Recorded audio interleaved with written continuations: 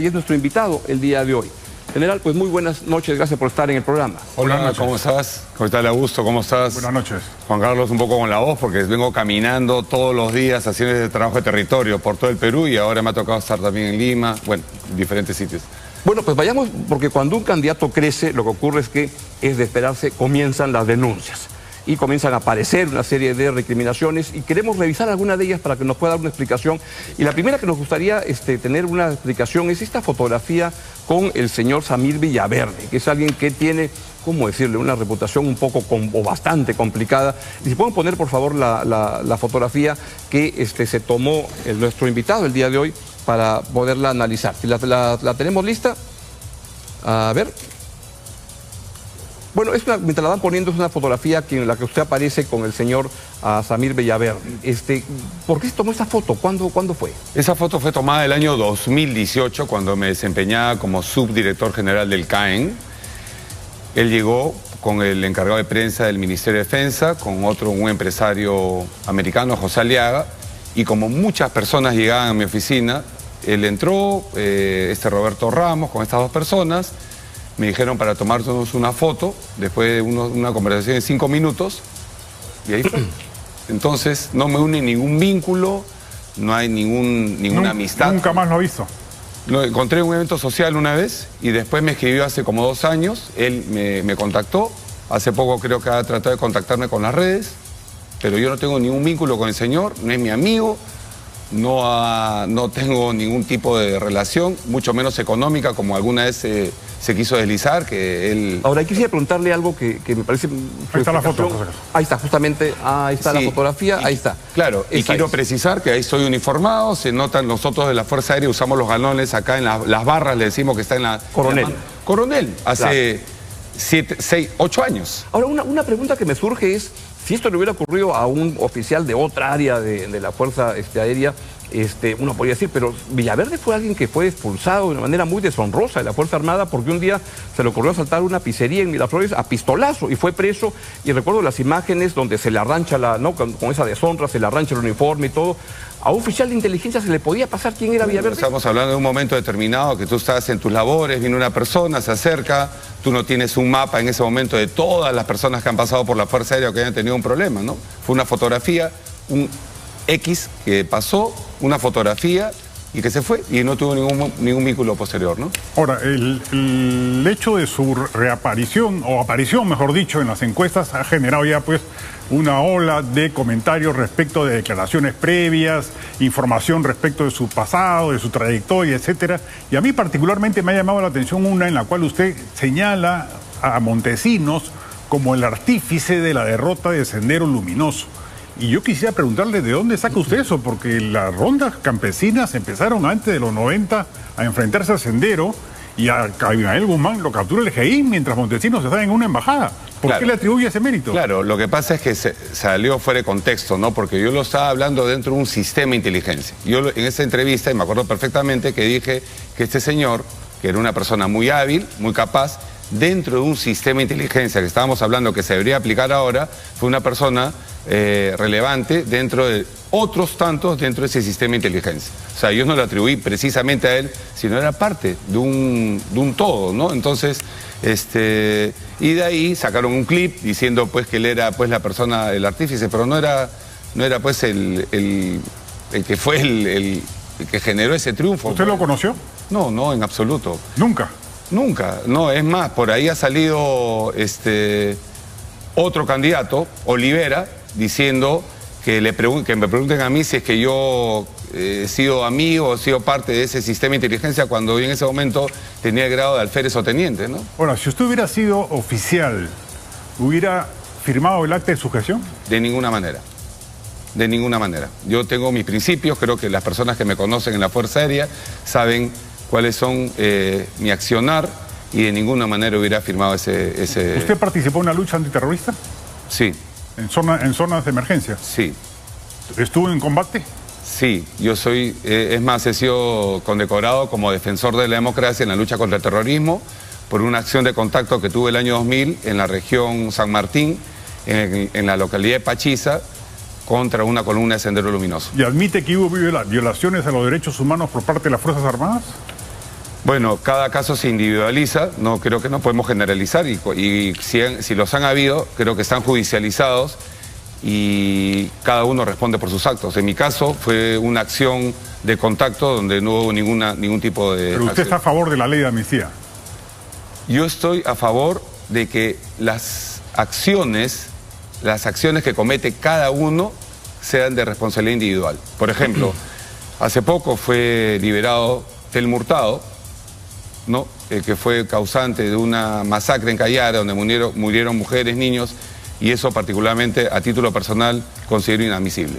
Lo quise pasar a otra de las denuncias que le hacen, porque cuando uno sube las encuestas, pues comienzan a llegar y es bueno podérselas plantear. Y la verdad, le voy a decir bien honesto, que nunca había pasado cuando se entera la gente que voy a entrevistar a alguien, la cantidad de información que ha llegado es enorme. Y hay una que resultó que era falsa, un comunicado, si lo pueden poner por favor, supuesto de la Asociación de Oficiales de la Fuerza Aérea, que yo me comuniqué con el presidente de la Asociación de Oficiales de la Fuerza Aérea, el general Borges, y me dijo ahora que era falso, que era absolutamente falso y que no era, a ver si lo pueden poner, pero lo vamos a poner, ¿no? A ver, si lo podemos poner por favor, a ver, muy bien, pues a ver, lo ponemos y el comunicado lo que dice es justamente, bueno, habla de una serie de cosas y el general Borges me dijo es falso y voy a buscar si es que quién está suplantándome para dar esta información. Ahí está justamente, pero dentro de eso, este es un comunicado falso que ha circulado por muchos lados el día de hoy y la verdad le ha llegado pero mucha información. Hay mucha gente que o lo odia o que le está subiendo y le quiere, lo quiere parar. Pero hay una información ahí que quisiera preguntarle y tiene que ver con que usted integró la comisión de transferencia en el gobierno de Pedro Castillo y ahí le preguntamos ¿qué hacía en la comisión de transferencia un general en actividad en la Fuerza Aérea? Claro, la pregunta tendría que responderse si es que tú me dices qué hacía un general de la Fuerza Aérea, pero este general de la Fuerza Aérea nunca participó, ni fue parte de esta comisión de transferencia. O sea, nunca fue parte de esta comisión, eso obedeció a una información que salió publicada en La República por una periodista Doris Aguirre, que al día siguiente se rectificó, pero toman la primera información. O sea, que nunca participó en eso. En absoluto, nunca. ¿Y cómo así esa información? Porque yo he escuchado que usted ha dicho que un alumno suyo lo puso en la lista. Un alumno mío, que yo enseñaba en la maestría del CAEN, era catedrático ahí, y inconsultamente me puse en esa relación. Yo le reclamé inmediatamente por qué lo hizo, me sacaron de esa supuesta relación, nunca conformé esa comisión. ¿Se puede saber el nombre del alumno ese? No lo tengo en ese momento, no, pero bueno, lo puedo comentar, ¿no? Bueno, en general también le han puesto de manifiesto posiciones ultraconservadoras respecto de temas de derechos civiles, como el matrimonio gay, el derecho al aborto en caso de violación, etcétera. ¿Usted se considera un conservador en ese sentido? Me considero una persona que tiene un principio, que ha sido formado en un hogar católico, un colegio católico también, pero también, Juan Carlos, fueron sacados de contexto, porque dijeron de que yo estaba a favor de la penalización de las personas que las metería presas y metería presos a las niñas que, por ejemplo, abortaban, y eso es absolutamente falso. Es parte de esta guerra sucia que ha comenzado y quería aludir a este comunicado, ¿no? Trayendo a colación esto, porque así como las redes ayudan, en este caso en Integridad Democrática, que son los jóvenes, pero también las redes, ¿no? Amparándose en el anonimato, ¿no? Y la cobardía de unos, donde no tienen valores, utilizan para hacer ataques infundados y con informaciones tergiversadas. No, pero puntualmente, en caso de una niña violada, ¿usted estaría a favor de que pueda abortar? Yo estaría a favor que lo haga si es que la familia está de acuerdo. No estaría en contra de eso, y lo he manifestado también, ¿no? ¿Y el matrimonio gay? El matrimonio es, yo particularmente no estoy a favor del matrimonio gay, ¿no? Simplemente lo he manifestado a título personal, pero eso, yo creo que el amor no se debe politizar, y eso en todo caso sería una cuestión que se tenga que ver en los estamentos correspondientes. Un presidente de la República no puede cambiar las normas y las leyes. Eso se decide dentro de un Congreso que tiene una representatividad de todos los partidos políticos. Y en el caso hay un tema de la agenda pública de un presidente, que es el tema de inseguridad. Este fin de semana ha habido en Trujillo un bombazo en una discoteca que ha matado personas.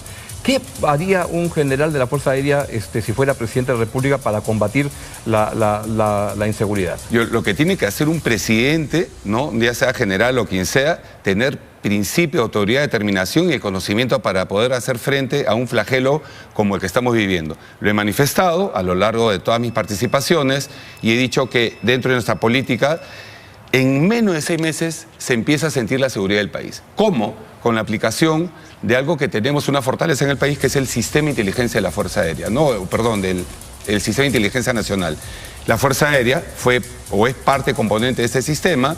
Yo he sido director de inteligencia de la FAP, he tenido éxito durante este encargo que lo tuve y así se debería hacer, ¿no? Todos estos subsistemas, inteligencia policial, inteligencia de las Fuerzas Armadas, inteligencia financiera, con las plataformas que se tienen de redes, de comunicaciones, de imágenes, de señales. Este delincuente que se camufla, que se mimetiza entre la población cobardemente, ¿no? Entonces, tiene que comunicarse. Tiene a través de las redes, a través del teléfono, tiene que salir, tiene que moverse, tiene que tener un ingreso o flujo económico. ¿Ya sabe quién va a ser su jefe de inteligencia? Sí, tengo 3 nombres que los tengo más o menos listos, que son personas sumamente preparadas. ¿Civiles o militares? Son militares. Militares en retiro que son especialistas en inteligencia, que han trabajado conmigo y que justamente con ellos desde ahora, porque no voy a esperar, si Dios y el pueblo me permiten gobernar, a llegar al 28 de julio para tomar decisiones. Con ellos ya estamos trabajando lo que vamos a hacer, la implementación del sistema de inteligencia. ¿Y qué pasa ahora? La inteligencia no se está utilizando. ¿Cuál sería la diferencia entre su gobierno y el actual en esa materia de inteligencia? ¿No se usa? Bueno, increíblemente, lo vuelvo a pregunto a alguien que ha estado ¿cuánto tiempo en inteligencia? Sí, ¿30 y tantos años? Sí, increíblemente, como lo digo, tenemos esa capacidad, pero no se está articulando a favor de una guerra interna como estamos librando en este momento contra la criminalidad. Tenemos todas las capacidades. El sistema de inteligencia de la FAP y de las Fuerzas Armadas y de la Policía y Financiera se deben poner a disposición en una lucha como la que estamos librando en este momento y que, como digo, no se está empleando, ¿no? ¿Qué le parece el modelo Bukele? Sí, bueno, me parece un modelo interesante. El presidente Nayib Bukele merece todo mi respeto, una persona muy valiente, pero hay que tener claro que El Salvador tiene una amenaza, o la tenía en todo caso, que era la inseguridad, ¿no? En el orden interno, la criminalidad con los maras. Nuestro país tiene 10 amenazas tipificadas por la Dirección de Inteligencia Nacional y son 10 problemas. ¿La minería ilegal es una de ellas? Claro que sí. La minería. ¿Y cómo se vinculan desde su punto de vista y cómo se podría combatir la minería ilegal si es que está tan conectada, de acuerdo a lo que lo está diciendo, con el crimen organizado y la inseguridad? De la misma manera, como lo he manifestado, ¿no? Cada uno con un componente distinto, pero lo fundamental es la inteligencia. Si no, tú puedes tener diagnósticos, vas a hacer una reforma de la policía, se va a hacer una reforma del sistema judicial, se va a hacer una reforma del sistema penitenciario, se va a construir 3 megacárceles como lo estamos decidiendo nosotros, manifestando regímenes específicos para los presos, pero si no se aplica la inteligencia, que es lo fundamental, lo primero, este primer paso, no, lo demás va a ser inoperante y no se va a poder. Ahora, Bukele es considerado un líder autoritario que atenta contra los derechos democráticos y civiles de la población. ¿Usted también seguiría ese modelo? No, porque me considero una persona sumamente democrática, amante de la libertad en ese sentido, y lo que se necesita es un principio de autoridad, no autoritarismo. Estoy en contra de cualquier autoritarismo, anarquía. Lo que sí se tiene que aplicar dentro de toda esta estructura en la guerra contra la criminalidad son acciones que sean muy contundentes. Por ejemplo, he manifestado que el preso debe trabajar, ¿no? Debe trabajar para pagar su alimentación, su alojamiento y para pagar la reparación civil, que ahora es letra muerta. Y en ese sentido es que, hablando del tema de la inseguridad que usted ha planteado, salirnos en la Corte Interamericana. No hemos manifestado que vamos a salir de la Corte Interamericana. No, hemos manifestado que vamos a hacer una revisión de la Corte Interamericana. ¿Pero para qué? No para implantar la pena de muerte, como también lo están sacando de contexto, porque nosotros estamos en contra de la pena de muerte, ¿no?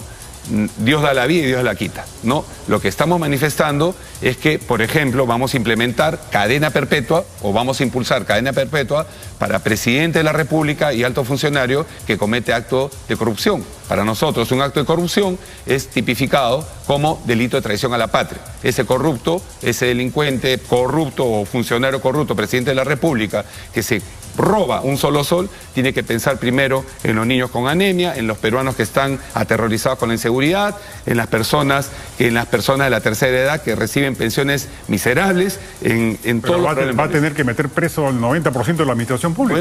Bueno, calidad por cantidad, ¿no? Calidad por cantidad. Lo que necesita el país es un torque, sustitución humana con los mejores, meritocracia. He manifestado también que integridad democrática, no ver partidismo, no ver repartija. Lo que va a hacer es convocar a los mejores cuadros por meritocracia. El Perú necesita que los mejores estén al frente de las instituciones. Ahora, sí que sintiera que el Congreso, que suele ser hoy en día en el Congreso, es una de las instituciones muy mediocres y muy corruptas. Y ahí quería preguntarle si es que el Congreso choca con lo que usted quiere hacer. ¿Iría a una disolución del Congreso dentro del marco de la Constitución? Bueno, en principio lo que tiene que hacer un estadista y un gobernante es tener la capacidad de gobernar, ¿no? Entonces, en ese sentido, si es que en un escenario probable, como hemos visto de acuerdo a las encuestas, no habría pues una mayoría absoluta, ¿no? Se habría un Congreso fragmentado. Pero cuando un presidente de la República, ¿no? Augusto y Juan Carlos, llega sin lastre, sin cuestionamientos, sin investigaciones, que no le debe nada a nadie, no está cuestionado y no tiene deudas, no está patrocinado, no está condicionado, ¿no? Entonces, tiene la prerrogativa de gobernar con sus armas. Y eso es lo que tiene que hacer un presidente, ¿no? Tiene que concertar, y eso no significa repartija ni negociación. Tiene que, en ese sentido, todos los partidos entender que si han sido elegidos es para gobernar para todos los peruanos. Y si desde su punto de vista eso no está ocurriendo, ¿qué cosa haría? Bueno, tendríamos que hacer primero, gobernar, ¿no? ¿Qué pasaría? Mi pregunta es, ¿disolvería el Congreso? ¿En qué circunstancia? ¿En qué situación? El Congreso se opone a las políticas, por ejemplo, de seguridad que usted está planteando. El Congreso, por ejemplo, está muy infiltrado por la minería ilegal. La bancada parlamentaria más importante hoy en día es la bancada de la minería ilegal. ¿Qué haría en ese caso? Bueno, vamos a tener que utilizar la prerrogativa que tiene el Estado y el presidente de la República, en este caso el país, de tener una convocatoria del pueblo, porque quien gobernamos nosotros es para el pueblo, no para 130 o en este caso 190 congresistas entre diputados y senadores, ¿no? Y quería preguntarle, ¿usted ha chequeado bien los candidatos que está llevando al Parlamento, los candidatos? Porque veo algunos candidatos que y en Cuarto Poder están saliendo reportajes bien interesantes cada domingo de un partido diferente, analizando a quiénes están llevando, sí. Y se encuentra cada joyita y cada joyón. Le pregunto, ¿usted ha chequeado qué ha hecho para poder tener gente que valga la pena y no meter sinvergüenzas? Bueno, nosotros hemos hecho un trabajo muy dedicado. Aún así, a pesar de que no teníamos las plataformas adecuadas, porque eso hemos visto con todos los partidos, la mayoría de candidatos de integridad democrática, por no decir todos, son peruanos de primerísima calidad, peruanos como yo, desconocidos, pero que tienen una buena trayectoria. Lamentablemente hubieron cuatro que se infiltraron dentro de esa relación, que nosotros no pudimos, a pesar de que firmamos... ¿Cómo lo chapó? Porque firmamos un convenio con una ONG Transparencia. Ah, el RTC, Revisa tu Candidato. Exactamente, que nos ayudó muchísimo, pero aún así, pese a eso... Pasaron. Cuatro, ¿no? Entonces, nosotros, 2 de ellos le hemos pedido la renuncia del partido, otros están en apelación, pero en términos estrictos presentamos todas las listas con personas que tenían una muy buena trayectoria. ¿Quién financia su candidatura? Nosotros mismos. Nosotros tenemos una campaña muy austera dentro de lo que cabe. No tenemos mucho dinero, no tenemos grandes recursos logísticos, financieros. Nosotros mismos aportamos. Yo cuando viajo o viajamos a todos lados, o ya sea pago la gasolina, pago mi pasaje, cada uno lo hace, cada uno se financia. Y también se está dando un efecto muy importante que son las redes sociales, el trabajo de aire, ¿no? Ahora, ¿es leyenda urbana o es verdad que usted fue espía peruano en Ecuador durante 4 años? Yo no puedo mencionar una operación clasificada, ¿no? Pero ha salido publicado ya. Sé que ha salido publicado, pero como peruano y como hombre de honor y hombre de armas y hombre de inteligencia no podría mencionarlo. Pero algo podemos preguntarle eso porque usted fue condecorado como héroe calificado de la patria por los trabajos que hizo. ¿Es correcto eso? Durante el gobierno de Alan García. Sí, fui condecorado como defensor calificado de la patria por el trabajo que hizo en esas operaciones. El tenor de la condecoración fue por haber realizado operaciones de inteligencia en territorio SIL.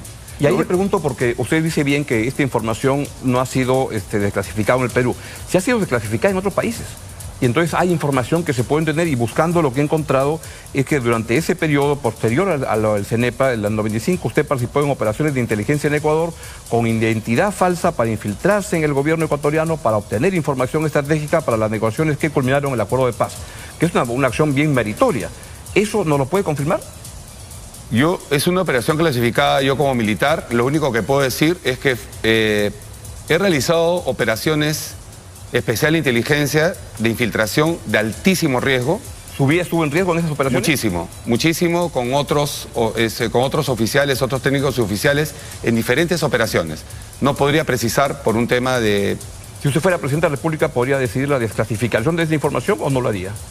No, porque tiene un periodo de confidencialidad. ¿Y sería un problema para la relación con Ecuador el que el presidente del Perú conociera más de ellos que ellos mismos de repente? Bueno, si es que fuese el caso, ¿no? Si es que fuese el caso, yo creo que comprenderían que cualquier situación que hace un militar en defensa de su patria, la hace en ese sentido y no por un tema en contra de alguien, ¿no? Uno realiza una operación poniendo en riesgo su vida por la patria, y eso lo tenemos bien claro los militares. ¿No lo designó Montesinos? No, en absoluto. No fue una operación... las operaciones que se designan son operaciones que se hacen dentro de las instituciones militares. ¿Cuáles serían en su eventual gobierno, si es que ganara la elección, el principal objetivo que quisiera conseguir en esos 5 años? Varios, ¿no? Pero primero, si el que le tuviera más camote, el que le da más importancia. La seguridad, ¿no? En este caso, la seguridad y la educación, ¿no? La seguridad y la educación. ¿Tiene algún indicador en educación que quisiera lograr? Sí, ¿Cuál, por ejemplo? Primero, antes de eso, quisiera decir también, ¿no?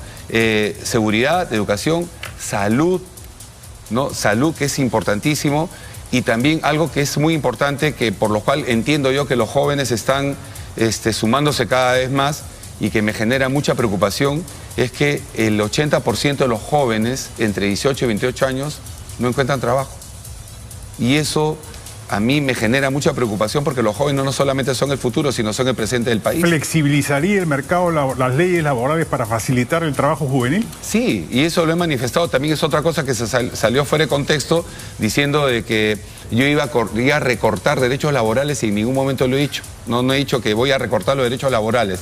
Se tienen que tomar algunas acciones tributarias, pero en ningún momento, siempre todo a favor del empleador, ¿no? Como debe ser. Aquel que gobierna tiene que pensar en el empleado, ¿no? Y en el trabajador. General, ¿usted se considera el outsider de derecha en esta campaña? ¿Por lo que ha visto en las encuestas?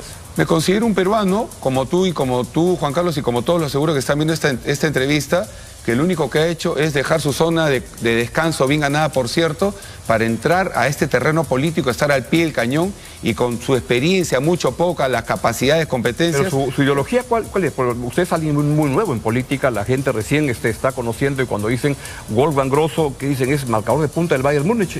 ¿O quién es el señor Grosso? No. ¿Es de derecha, izquierda, caviar, DBA? ¿Qué cosa es usted?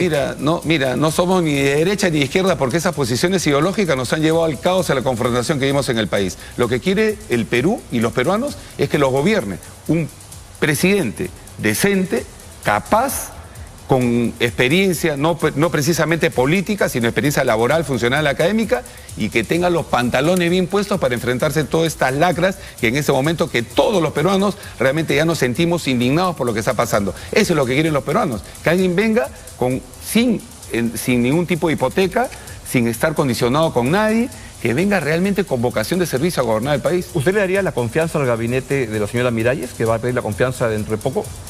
Lo haría, porque porque frente a los 4 meses que tenemos por delante, necesitamos por lo menos que haya una trazabilidad, porque si no vamos a entrar en lo mismo, y otra vez, y eso es lo que le hace tanto. ¿Se debería quedar hasta el final? Es lo que hay, ¿no? Es lo que hay, ¿no? Lamentablemente, un presidente cuestionado, igual que el anterior, que esperemos pues que en estos 4 meses por lo menos tenga la decencia y la capacidad de hacer las cosas correctamente, y no ser un títere de alguien que lo esté manejando desde afuera. ¿Por quién votó el 2021 en la segunda vuelta? No participé en la votación porque estaba en una operación militar. No tuve oportunidad de votar, estaba en una operación. Si hubiera votado, ¿por quién lo habría hecho?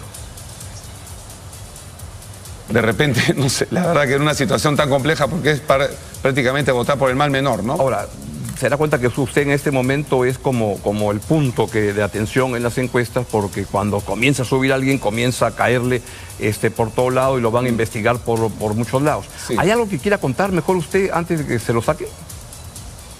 Lo único que podría contar es que mi mamá me agarró a palos un día por ir al billar a los 12 años.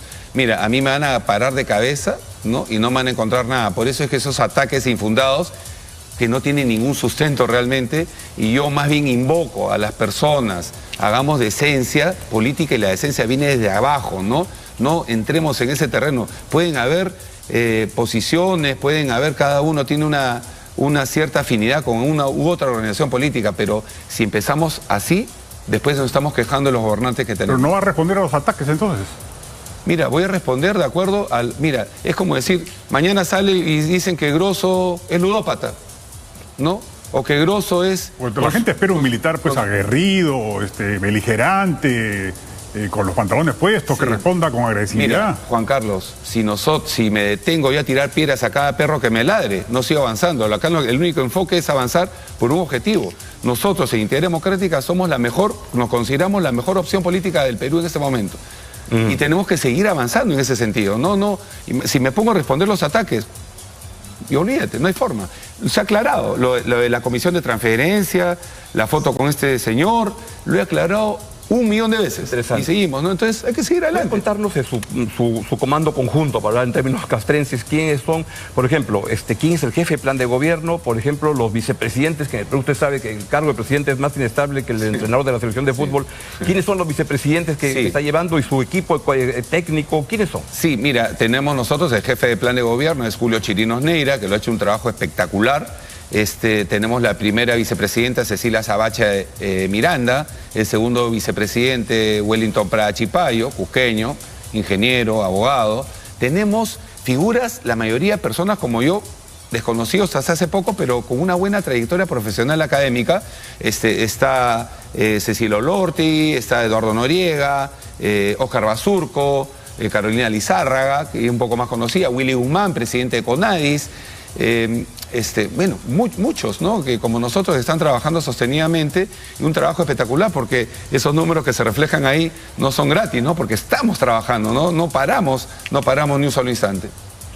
General Grosso, muchísimas gracias por habernos acompañado aquí en Enfrentados. Muchísimas gracias a ustedes, y solamente si me permiten, por favor, por acá para las cámaras, nosotros no se olviden de mirar el símbolo, las manos cruzadas, que significan convergencia, unión y no con fragmentación, y las 3 líneas: eficiencia, decencia y valentía, que son los preceptos de Integridad Democrática. Por sorteo nos tocó el número 20 en la fila, ¿no? En la lista de votación.